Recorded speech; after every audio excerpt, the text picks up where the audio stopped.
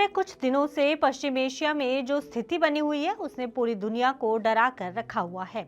Iran, Israel और America के बीच बढ़ते तनाव के चलते हजारों भारतीय और दूसरे देशों के छात्र और यात्री आज दुबई, अबू धाबी और तेहरान जैसे शहरों में फंसे हुए हैं।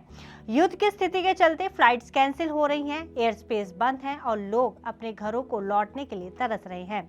इसी बीच क्या कभी आपने सोचा है कि जो लोग लाखों रुपए खर्च करके ट्रैवल इंश्योरेंस लेते हैं उनका क्या इंश्योरेंस कंपनियां युद्ध की वजह से हुए नुकसान की भरपाई करती हैं, और करती भी हैं तो किस आधार पर करती हैं? शायद इसका जवाब आपको चौंका दे।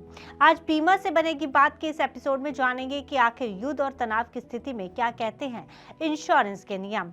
नमस्कार, मेरा नाम है गुंजन मित्तल और आप देख रहे हैं मनी 9। पश्चिम एशिया में जारी इस तनाव और युद्ध जैसी स्थितियों ने न केवल अंतर्राष्ट्रीय शांति को खतरे में डाला हुआ है, बल्कि हजारों भारतीय यात्रियों और छात्रों के लिए भी मुसीबत खड़ी कर दी है। ऐसे में जिन यात्रियों और छात्राओं के पास ट्रैवल इंश्योरेंस है उन्हें इसकी भरपाई मिलेगी या नहीं, लेकिन अगर हम ट्रैवल इंश्योरेंस के नियमों की बात करें तो आपको एक कड़वी हकीकत जानकर बड़ी हैरानी होगी कि युद्ध और युद्ध जैसी स्थितियां ट्रैवल इंश्योरेंस की एक्सक्लूजन लिस्ट में शामिल होती हैं।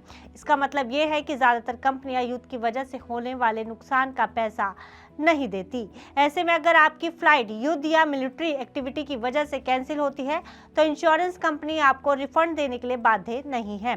वहीं अगर इस तनाव की वजह से पूरा एयर स्पेस ही बंद हो जाता है और आपकी ट्रिप बीच में रुक जाती है तो इसे ट्रिप इंटरप्शन क्लेम के तौर पर स्वीकार नहीं किया जाएगा, जैसा कि हाल के समय में दुनिया भर में कई जगह देखा जा रहा है।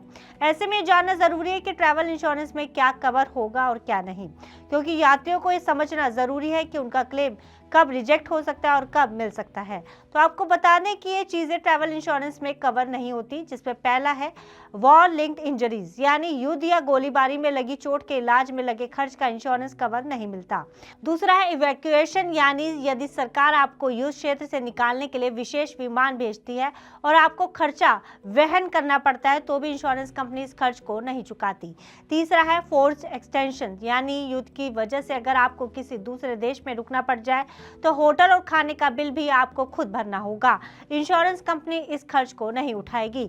लेकिन आपको बता दें कि इंश्योरेंस में ये चीजें कवर होंगी, जिसमें पहला है नेचुरल डिजास्टर, यानी यदि युद्ध के बीच वहां भूकंप आ जाए या मौसम खराब हो जाए जिसका युद्ध से लेना देना ना हो और आपका नुकसान हो जाए तो आपको क्लेम मिल सकता है। दूसरा है टेक्निकल इश्यूज, यानी अगर फ्लाइट तकनीकी खराबी या एयरलाइन की हड़ताल की वजह से रुकी है तो आपको ट्रैवल इंश्योरेंस के तहत क्लेम मिल सकता है।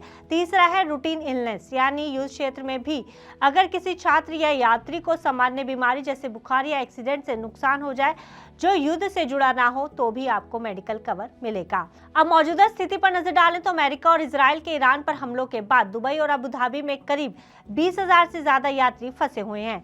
ऐसे में एक्सपर्ट्स का सुझाव है कि अगर कभी ऐसी स्थिति बने तो सबसे पहले अपनी एयरलाइन से संपर्क करें, क्योंकि इंश्योरेंस कंपनी युद्ध का पैसा नहीं देगी, इसलिए आपकी पहली उम्मीद आपकी एयरलाइन से ही बनती है, क्योंकि कई एयरलाइंस अब मुफ्त रीशेड्यूलिंग और रिफंड की सुविधा दे रही है। दूसरी सबसे जरूरी बात, आप अपनी एम्बेसी से मदद मांगे। अक्सर सरकार और एम्बेसी ऐसी स्थिति में अपने देश के यात्रियों के रहने और खाने पीने का इंतजाम करती है।